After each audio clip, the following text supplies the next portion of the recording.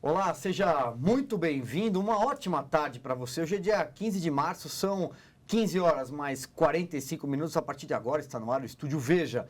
Hoje eu recebo Augusto Nunes e o jornalista Ricardo Sete. Tudo bem com vocês, senhores? Tudo bem, bem-vindo, Ricardo Sete. Muito obrigado pelo convite. Tudo bem, exceto pela situação confusa, extraordinariamente complexa do Brasil.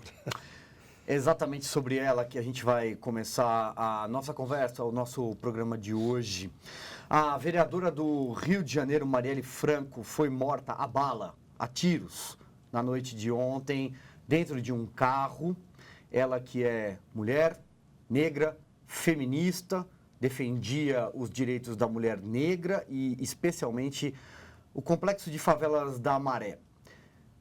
Isso tudo já é enorme. E a gente vai falar muito sobre isso. Mas não bastasse isso, e o presidente Michel Temer hoje está correto quando diz que é um atentado ao Estado Democrático de Direito. Um político foi morto no Rio de Janeiro. O que está acontecendo no Rio de Janeiro e o que vai acontecer no Rio de Janeiro, Ricardo Sete e Augusto Nunes vão comentar a partir de agora. Mas aqui vai o meu recado, a minha opinião. O Rio de Janeiro, há décadas, é governado por bandidos. Bandidos que se aliaram a milícias, que fortaleceram milícias e o resultado é isso daí. Um Estado ingovernável, quebrado financeiramente e o cidadão de bem. Você que está comigo aqui assistindo, aliás, quero te convidar para participar. Escreve, estou acompanhando tudo aqui do meu Facebook e repasso para eles. Você que paga imposto, você que leva uma vida de direito, está pagando pelo preço das urnas. Esse ano tem eleição. Atenção. Seja muito bem-vindo, Ricardo Sete. Você tem toda a razão. Na verdade, por tudo que está acontecendo, o Rio de Janeiro já é uma narcocidade, né? Narcocidade. Dominada pelo tráfico, dominada pela bandidagem. E o que mais espanta é essa medida extrema que o presidente Michel Temer tomou de decretar a intervenção na segurança pública do Rio. Poderia ter um mínimo de apoio de certos setores, mas ela vem sendo criticada e tem um monte de gente querendo pôr algemas nos militares. Quer dizer, se os militares intervêm na segurança pública do Rio e não podem fazer nada, não tem poder de polícia, o que vai adiantar? Vai desmoralizar uma instituição que ainda tem prestígio no Brasil, porque as demais todas estão no chão, né? Que são as Forças Armadas. Contra a narcocidade, você tem que tomar uma medida drástica. E não pode colocar os militares como enfeite na rua, né? Como alvos dos bandidos, inclusive. Não é, Augusto? Estamos na Colômbia nos anos 1990, estamos em Medellín, é isso? Estamos chegando a isso. Não digo que já chegamos, porque o que fizeram os cartéis do narcotráfico, o cartel de Medellín e o cartel de Cali, simultaneamente com a tremenda violência praticada pelas guerrilhas, pelos guerrilheiros, narco-guerrilheiros, aliás, das Farc, que você tinha um país... Posso fazer um parênteses? Que perderam feio as eleições esse ano. Pronto. Né? Um recado claro. Exatamente, era um exército de narcotraficantes que sequestravam, matavam, praticavam atentados e tal. Então você tinha dois problemas agindo ao mesmo tempo, problemas gravíssimos para serem enfrentados aí por um só governo. O que é que fez o Álvaro Uribe, sobretudo? Mas antes dele, os que combateram o cartel de Cali e Medellín. É guerra. É guerra. Você tem que tratar como guerra.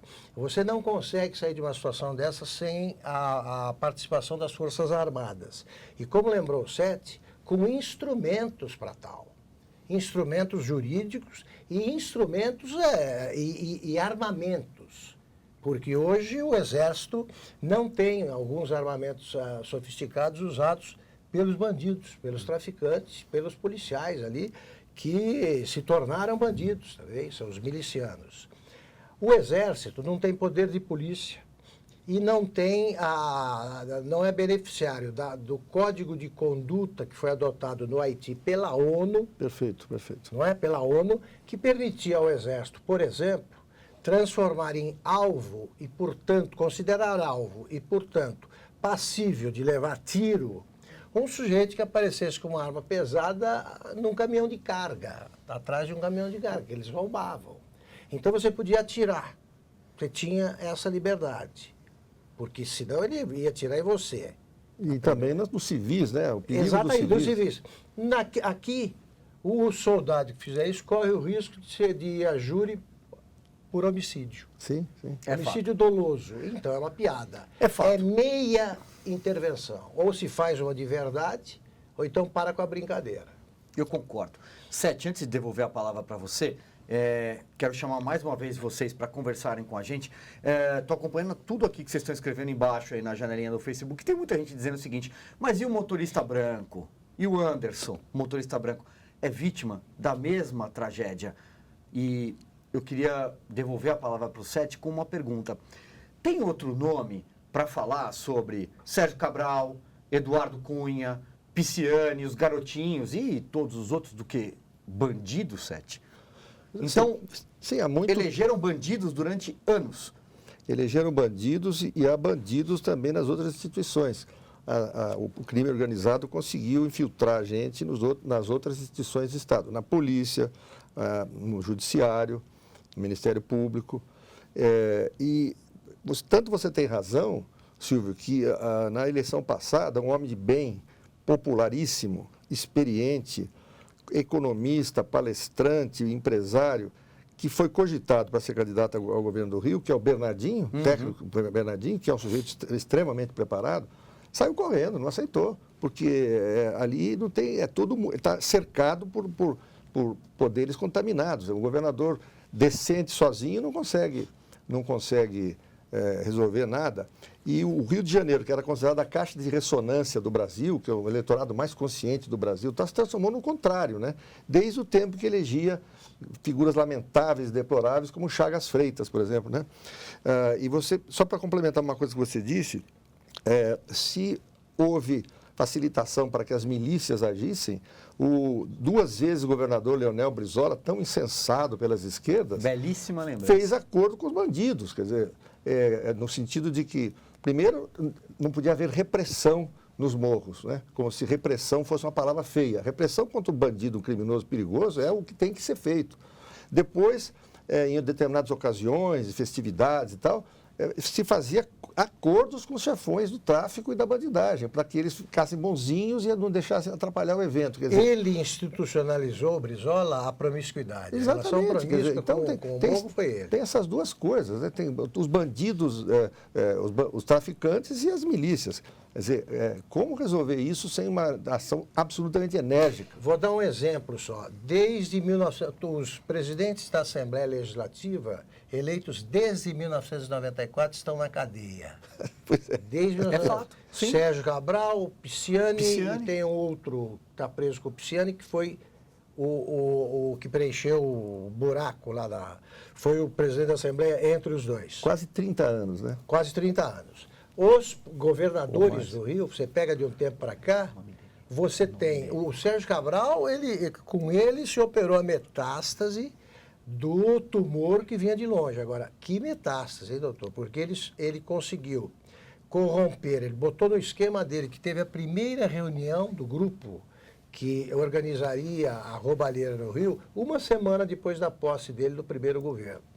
Você tem o judiciário corrompido, o Tribunal de Contas. Esqueci do Tribunal de Contas. Tribunal de Contas. Quase todos foram presos. Todo o governo, menos o Pezão, né? Pelo que a gente se vê agora, todo mundo ali entrou na roubalheira. Menos o Pezão, ele não sabia de nada.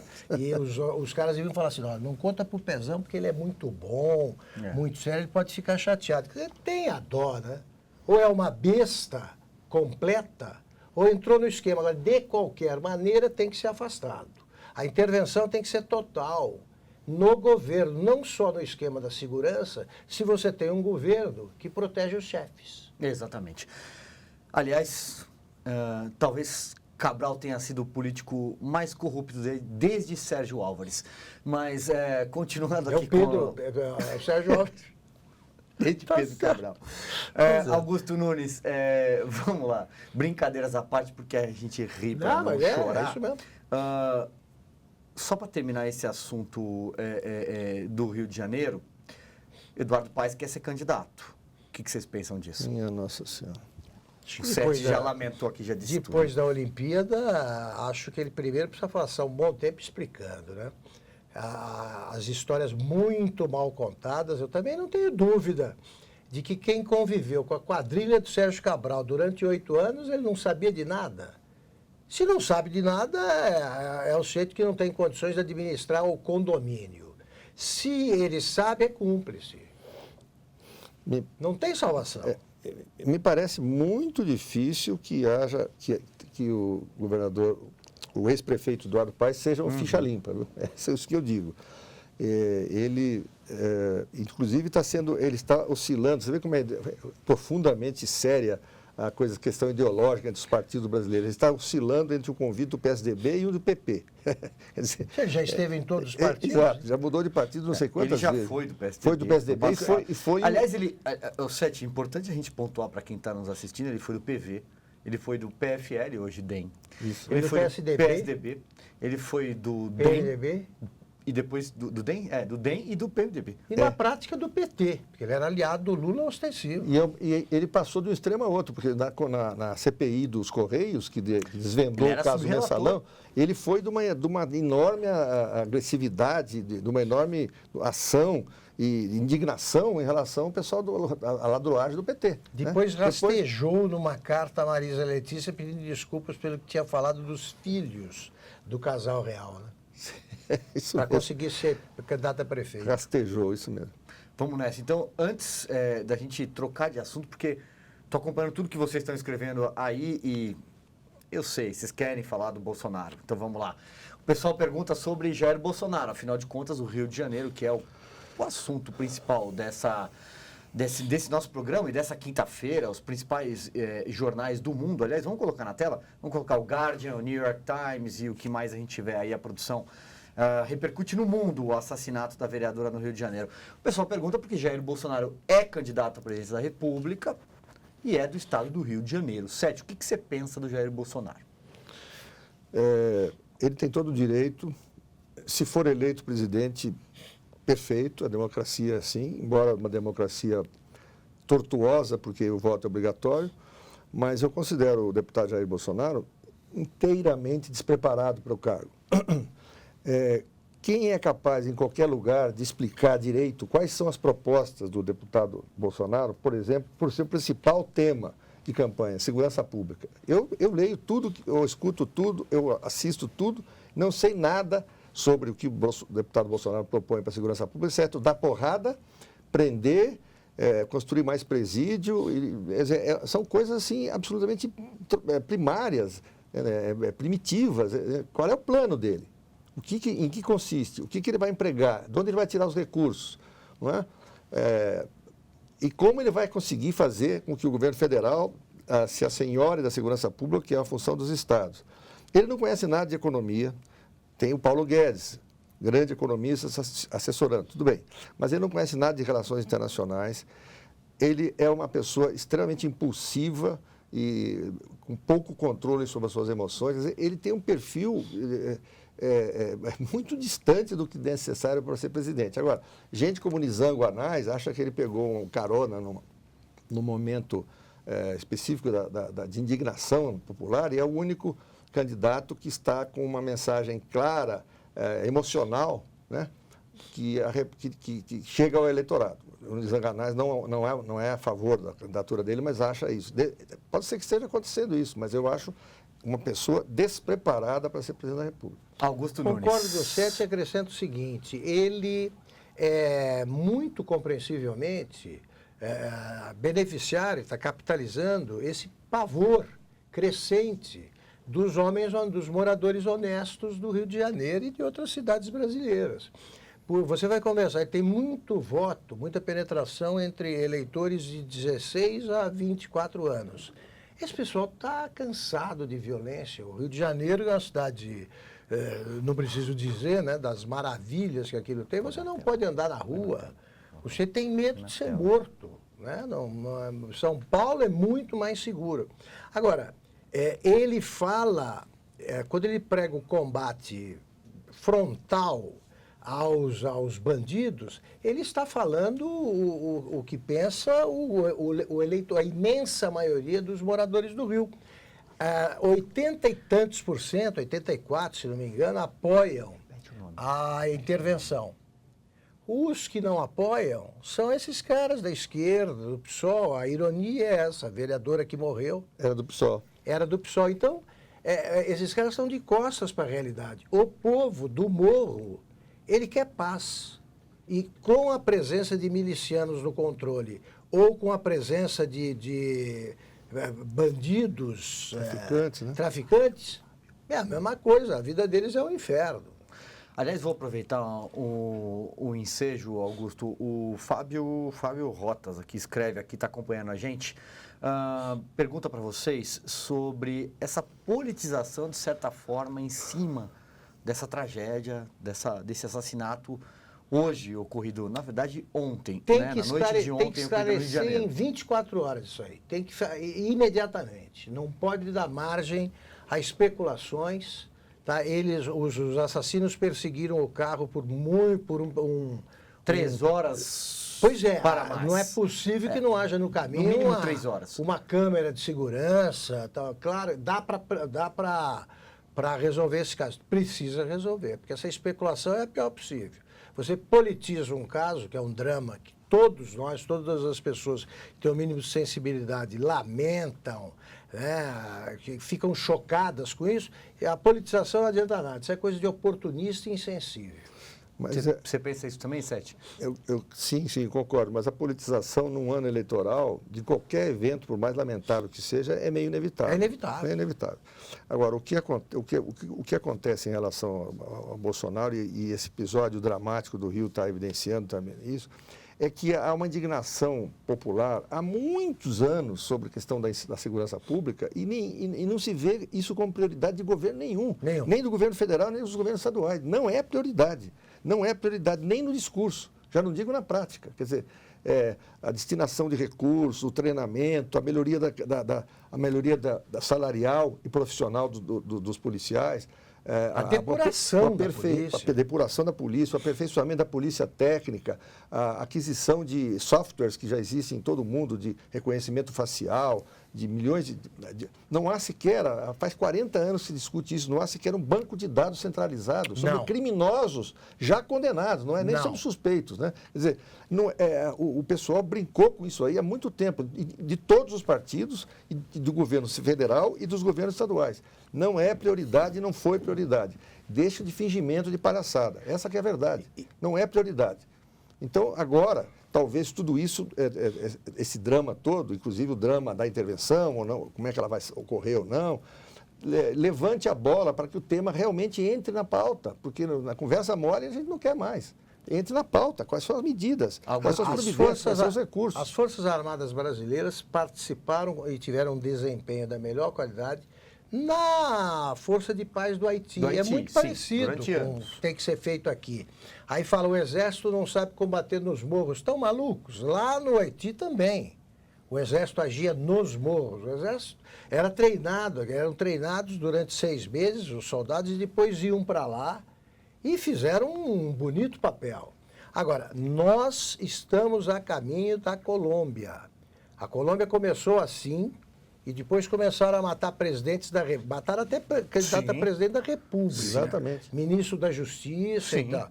Então é bom parar agora. E não há saída sem as Forças Armadas. Tá? Esse pessoal que fica dizendo, não, mas então pode ser uma intervenção, pode ser o começo de uma ditadura. Isso aí não tem. Esses caras têm vento na cabeça. Até porque, Augusto, que a Dilma queria armazenar. Me permita um parênteses aqui, Augusto Sete. Existe uma diferença enorme entre intervenção federal, que é o que está acontecendo no Rio de Janeiro, e intervenção militar. Exatamente. E a edição de Veja da semana retrasada explicou isso muito bem. Sim, evidente. Foi uma intervenção que consta da legislação brasileira, foi aprovada pelo Congresso. Não é? Exatamente. Agora, em relação... Tem o aval do Legislativo brasileiro, dos representantes do povo. Se o Congresso que está aí não tem o respeito das pessoas, a responsabilidade também é das pessoas É das que votam pessoas. mal. Está que na votam hora, mal. né, de pessoal que xinga todo mundo pensar em quem eu votou. já vou né? chegar lá. Só queria fazer um parênteses, um acréscimo que o Augusto mencionou.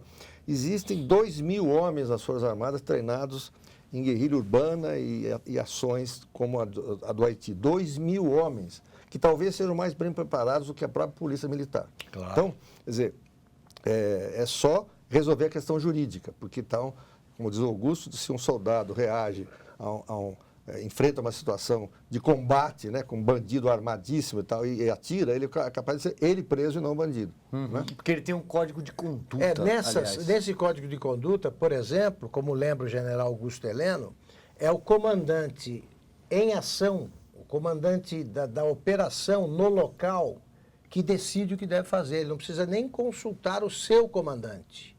Tá? Um coronel na área de conflito, ele decide se é o caso de atacar, por exemplo, ou de revidar a bala, né? Fazer um ataque à bala. Isso aí facilita as coisas. Agora, o Brasil burocratiza a intervenção. Na verdade, o Temer fez essa intervenção para capitalizar politicamente esse desconforto, esse medo da população, e depois foi pensar em como seria, e aí começou a fazer concessões aos deputados que, não, peraí, também não, é para acabar com os bandidos, mas não pode atirar, aí fica difícil. Popularidade, Guerra é guerra. Popularidade diz muito sobre o atual presidente Michel Temer, que será esse, já. Mas, Sete, eu tenho que correr com o tempo aqui, papo bom passa logo, né? O tempo está voando aqui, ó. Tudo que é bom passa logo. Exatamente. Então, deixa eu correr, porque tem pelo menos mais 2 temas que a gente precisa tratar, porque eu estou conversando com você que está nos assistindo. Bom, o pessoal continua perguntando sobre o xadrez eleitoral. A eleição está chegando, alguns palanques começam a ser montados. E a grande novidade é a pré-candidatura, entenda como quiser, do atual prefeito de São Paulo, João Dória, ao governo de São Paulo, Ricardo Sete. Como nós estávamos conversando antes de começar o programa, o prefeito João Dória vai sofrer um desgaste bastante grande. Vai sofrer um desgaste grande pela sua decisão de se candidatar, porque prometeu permanecer até o fim do mandato como prefeito. Aliás, a Folha de São Paulo de ontem publicou 13 declarações em datas diferentes do prefeito sobre isso. E tem vídeos. Não precisava tanto, né? A Folha também é muito azeda, né? Mas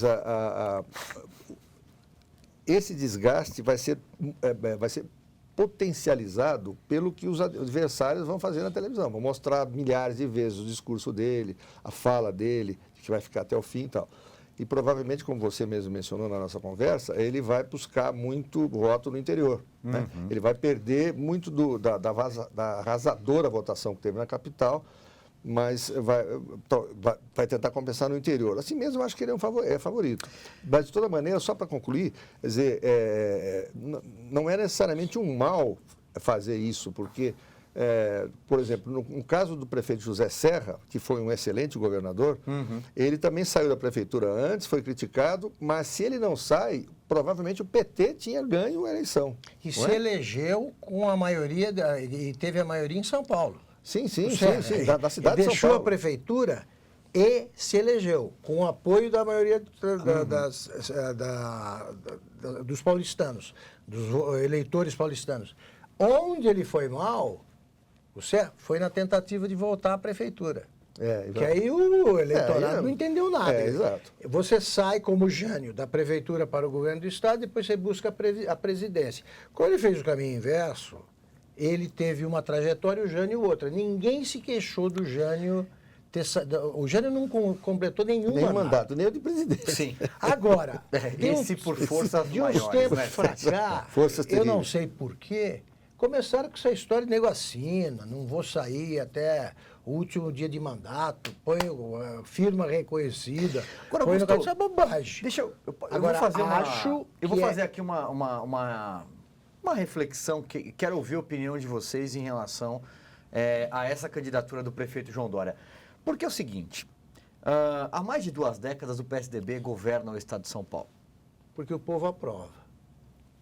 A questão é, o PSDB tem outro nome competitivo para disputar o governo de São Paulo? Primeira pergunta. E a minha resposta seria não. É o tem. Dória. Não. É o Dória. Segunda pergunta. Sem ser o Dória, não Segunda pergunta. Na eleição passada, onde chegamos ali ao triste momento entre Dilma e Aécio, o Estado de São Paulo ergueu uma muralha contra o PT. Foram mais de 7 milhões de votos. Sim, sim. Isso significa que o governador de São Paulo tem muito protagonismo na eleição presidencial. Claro. O que Claro. vocês pensam em relação a isso? Ter ou não um candidato competitivo no Pois Estado de São Paulo? faz uma diferença brutal. Quer dizer, se você tem um candidato que, de repente, vai mal nas eleições, vai mal na campanha, vai mal nas pesquisas e tal, ele vai afundar a candidatura do governador Geraldo Alckmin a presidente. Então, o partido pensa, embora o PSDB seja cheio de inimigos, o PSDB seja seu principal adversário, ele próprio, né? Cheio de correntes, se gladiando, etc. Evidentemente, o interesse do partido é manter o governo de São Paulo e tentar chegar à presidência. Quer dizer, se tem um candidato pouco competitivo em São Paulo, afunda tudo. Perde São É o Paulo. maior colégio eleitoral do Brasil. O Dória né, será, gente? sem dúvida, É o maior colégio eleitoral. 20%. Né? Um quinto do eleitorado. Como é que você vai desprezar mais de 20 milhões de Ele votos? será um bom candidato. Agora, eu acho o seguinte, como surgiu essa história, não pode deixar a prefeitura, etc. Eu comparo a primeira pesquisa que vai ser feita depois que ele sair, àquele momento da reentrada na atmosfera dos astronautas. Vamos ver o que acontece naquele momento, né? A bola pega fogo, aí entra. Vamos ver como é que ele sai disso, porque depois ele vai fazer certamente uma boa campanha, ele é muito hábil e tal, e vai ter que buscar no interior as perdas inevitáveis aqui em São Paulo, porque algumas ocorrerão. Agora, o resto dos candidatos também facilita a vida dele, né?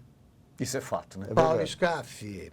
Márcio França. O PT, a grande esperança branca do PT é o Haddad, que não conseguiu. Prefeito Fernando Haddad, não ex-prefeito. conseguiu chegar ao Nem segundo ele turno. E Luiz Marinho na reeleição. também, que Luiz está em Marinho maus é uma lençóis piada. lá em São Bernardo do Campo, Então você investigado. tem quem? É por bom? conta você se lembra dessa história, Sete, não?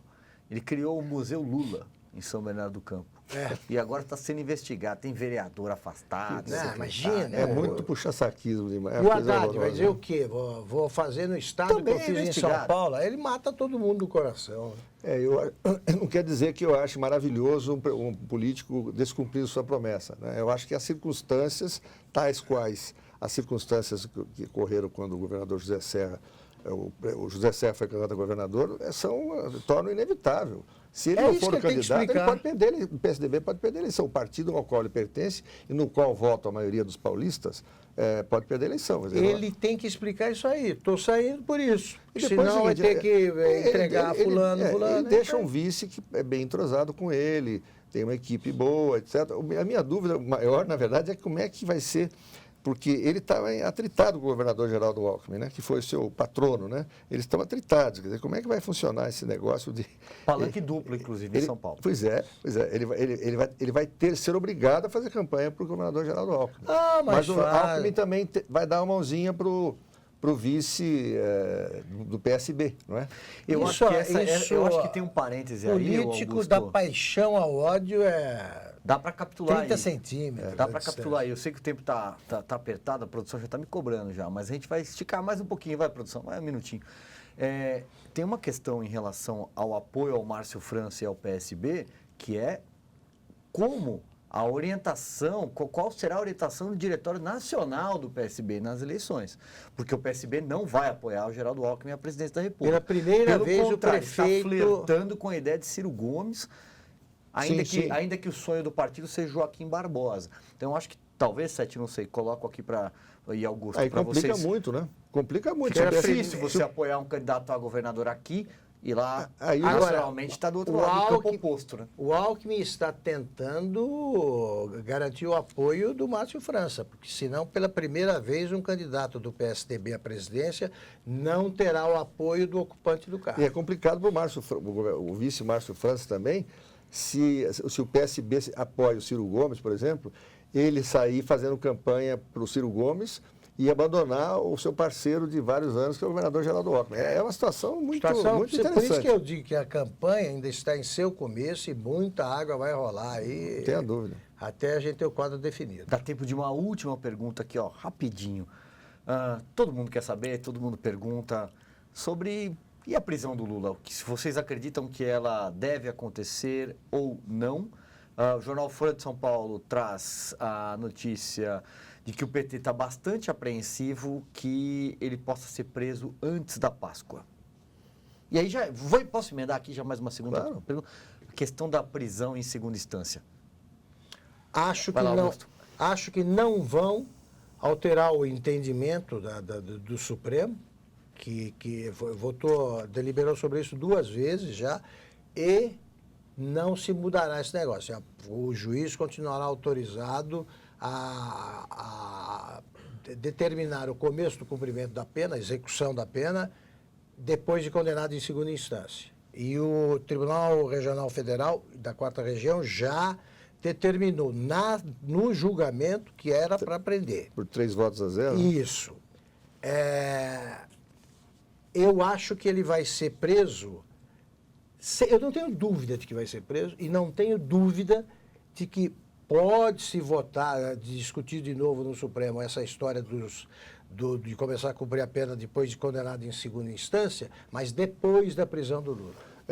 Eu acho que o Lula vai ser preso, mas eu não confio no Supremo Tribunal Federal. Eu acho que o Supremo Tribunal Federal poderá alterar essa decisão extraordinariamente positiva contra a impunidade no Brasil, que é o condenado na segunda instância ir para a cadeia, como ocorre nos Estados Unidos, os caras já saem de algema no camburão, né? Aqui fica 20 anos para o sujeito ir para a cadeia, quando vai. Eu não confio no Supremo Tribunal Federal, acho que o Supremo Tribunal Federal poderá alterar esse entendimento ou, na melhor das hipóteses, ou na pior das hipóteses, conceder um habeas corpus para o Lula e soltá-lo até que que o processo termine tramitando em julgado. Aí, olha, Sérgio, transitando em julgado. Vai precisar ter coragem, porque aí você vai ter que alterar aquela frase, né? Todos são iguais perante a lei, mas Lula é mais igual que os outros. Lula, não alguns. Muito bem.